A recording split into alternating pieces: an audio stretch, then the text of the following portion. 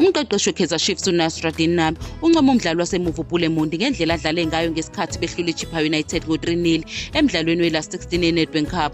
uMondi ushaya igoli futhi wasiza ukuphoqa ipenalty eguqiswe ngu-Anaso Miguel okumenze wanconywa kakhulu nguNasruddin Nabi njengomdlali ovelele enkundleni. uNabi uchaza uMondi njengomunye wabadlali abangaguquki eNaturen, uhlatshwe umxhwele yizinga lakhe lokusebenza kanye nekhono lokubeka engcupheni imbangi yakhe yomdlalo wonke.